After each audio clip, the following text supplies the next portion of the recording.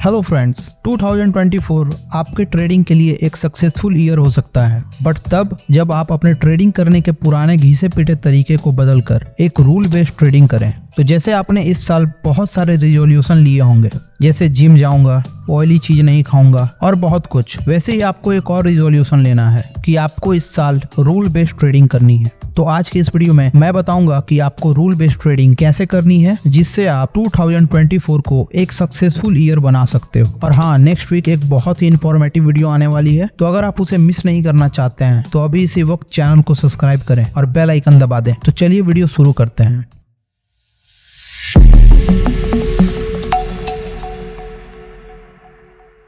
तो आपको rule based trading कैसे करनी चाहिए? आपको पता होना चाहिए कि आपको इंडेक्स में ट्रेडिंग करनी है, स्टॉक्स में ट्रेडिंग करनी है या कुछ और। जैसे आप क्या करते हो, मार्केट 9:15 पे ओपन होता है, आप उसी समय बैठते हो और आपको इंडेक्स में अगर मिलता है, जैसे निफ्टी मिलता है, बैंक निफ्टी मिलता है, जो मिलता है उसमें ट्रेड करना स्टार्ट कर देते हो। अगर न्यूज वाले या कोई और आपको कोई स्टॉक्स बताता है तो आप उसमें चले जाते हो, आप उसमें ट्रेड करने लगते हो। तो ये चीजों को आपको सबसे पहले 2024 में आपको हटाना पड़ेगा। आपको प्री डिटरमाइंड होना पड़ेगा, आपको प्री डिफाइंड करना पड़ेगा कि आपको स्टॉक्स में करना है, आपको इंडेक्स में करना है, और अगर आपको इंडेक्स में भी करना है तो किस में करना है, निफ्टी में करना है, बैंक निफ्टी में करना है, किस में करना है। अगर आप एक बिगिनर हो तो मेरे हिसाब से आपको निफ्टी में करना चाहिए, क्योंकि बैंक निफ्टी बहुत ज्यादा वोलेटाइल होता है एक नए ट्रेडर के लिए, तो आप निफ्टी में ट्रेड कर सकते हो।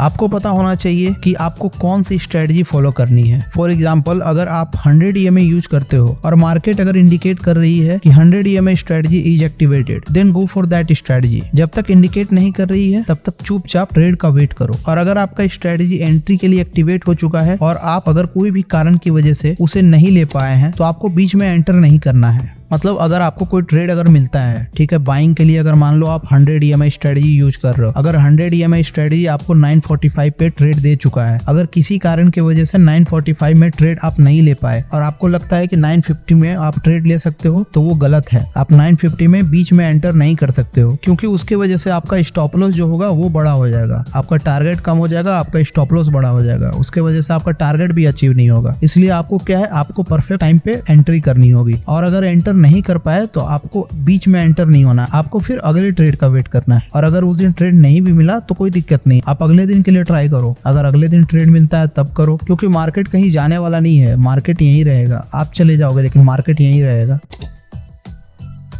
आपको पहले से मार्केट को रिसर्च करके आना होगा और समझना होगा कि आपको किस दिन ज्यादा रिस्क लेना है, किस दिन कम रिस्क लेना है, किस दिन एक से ज्यादा ट्रेड करना है और किस दिन कम ट्रेड करना है। और मार्केट रिसर्च आपको कैसे करनी है, ये मैं आगे एक वीडियो बना करके आपको समझा दूंगा। आपको क्या करना, आप जैसे ही मार्केट बंद होता है, 3:30 में आपका बंद होता है मार्केट, आप क्या करो, आधे घंटे मार्केट को एनालाइज करो कि मार्केट कहाँ क्लोज हुआ है, कैसे क्लोज हुआ है, अगले दिन क्या हो सकता है, मार्केट में कौन कौन से लेवल्स मेरे लिए इंपॉर्टेंट है। और अगर मैं 100 EMA की स्ट्रेटजी पे जैसे लेता हूँ, अगर मेरा 100 EMA स्ट्रेटजी बाई दिया है, ठीक है, अगले दिन मैं ज्यादा रिस्क ले सकता हूँ। और अगले दिन क्या करो, आप अगर 1 लॉट से काम करते हो तो अगले दिन 2 लॉट से काम करो, 3 लॉट से काम करो। मतलब आप प्री डिसाइडेड रहो कि आपको किस दिन ज्यादा रिस्क लेना है, किस दिन आपको कम रिस्क लेना है। क्योंकि आप अगर प्री डिफाइंड ऐसे रहोगे ना, तो आप क्या करोगे, आप 3 से 4 दिनों का प्रॉफिट एक दिन में निकाल सकते हो। और अगर आप प्री डिफाइंड नहीं रहोगे, अगर आपको पता ही नहीं रहेगा किस दिन ज्यादा रिस्क लेना है, किस दिन कम, तो आप पर डे ज्यादा से ज्यादा रिस्क लोगे और उसके वजह से आपका कैपिटल भी खत्म हो जाएगा। तो आपको कैपिटल प्रोटेक्शन के लिए भी आपको सोच समझ के रिस्क लेना पड़ेगा। आपको पता होना चाहिए कौन सा दिन होगा मेरे लिए बेस्ट, और ये आपको मार्केट में काम करते करते ऑटोमेटिक आ जाएगा कि किस दिन मुझे ज्यादा रिस्क लेना है। तो इन चीजों का भी ध्यान रखना होगा आपको। ट्रेड लेने के बाद या तो स्टॉप लॉस हिट होना चाहिए या तो टारगेट हिट होना चाहिए, बीच में आप एग्जिट नहीं कर सकते हो। तभी आप अपने इमोशंस और फियर को ट्रेडिंग से बाहर निकाल सकते हो। अगर आपको प्रॉफिटेबल ट्रेडर बनना है तो सबसे पहले आपको अपने इमोशंस और फियर को हटाना पड़ेगा। और इमोशंस और फियर कब हटेंगे, जब आपको पता रहेगा कि आपको टारगेट लेना है या स्टॉप लॉस लेना है। अगर प्लान आपका ऐसा रहेगा ना कि आपको या तो टारगेट लेना है या स्टॉप लॉस लेना है, तो आप ट्रेड के बाद डरोगे नहीं। आपका स्टॉप लॉस भी हिट होगा तो आपको पता है कि आगे 25 दिन 20 दिन और बचे हैं, उसमें मैं प्रॉफिट कर लूंगा अगर मेरा स्ट्रेटजी बढ़िया है। तो आपको एग्जिट बीच में नहीं होना है, समझे। आपको 1:2 1:3 आपने टारगेट जिस हिसाब से रखा है, अगर आपका जब तक टारगेट अचीव नहीं हो जाता है 1:2 1:3, तब तक आपको एग्जिट बीच में नहीं होना है। आपके लेवल्स पे आए मार्केट, आपको एग्जिट का ऑप्शन दे, तभी आप टारगेट बुक करो। क्योंकि आप अगर बीच में ऐसे निकल जाते हो ना, तो 1-2 दिन तो प्रॉफिट कर लोगे, लेकिन आगे चल के आपको प्रॉब्लम होगा। और अगर आप ऐसा करते हो तो आप रूल बेस्ड ट्रेडिंग फॉलो नहीं कर रहे हो, और रूल बेस्ड ट्रेडिंग फॉलो नहीं नहीं कर रहे हो तो आप प्रॉफिटेबल बन ही नहीं सकते हो। तो आपको इमोशंस को कंट्रोल में रखना होगा, फियर को कंट्रोल में रखना होगा और बैठे रहना होगा ट्रेड में। चाहे ट्रेड 2 घंटे 3 घंटे क्यों नहीं चल रहा हो, आपको बैठना पड़ेगा। या तो स्टॉप लॉस लो या टारगेट लो। सबसे ज्यादा लोग जो सीखते हैं वो स्टॉप लॉस से ही सीखते हैं, वो लॉस से ही सीखते हैं। तो अगर आपका 4 से 5 स्टॉप लॉस हिट हो जाते हैं तो आप वहां से फिर लर्निंग सीखोगे, फिर वहां से आप सीखोगे कि आपको क्या गलती आप कर रहे हो, क्या आपको गलती नहीं करनी चाहिए। तो आपको स्टॉप लॉस लेने भी आना चाहिए।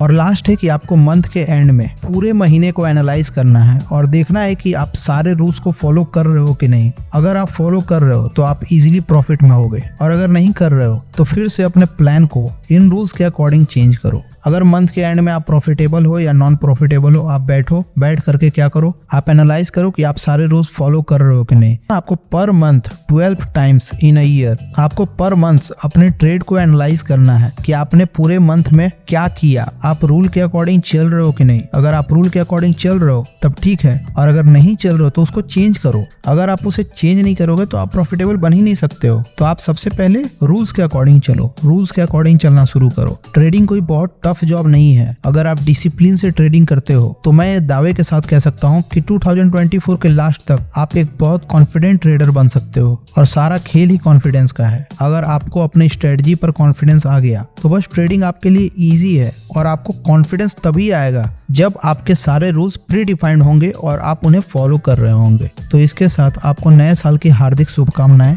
Happy new year. 2024 आपके लिए एक बेहतरीन ईयर हो। Thank you so much guys.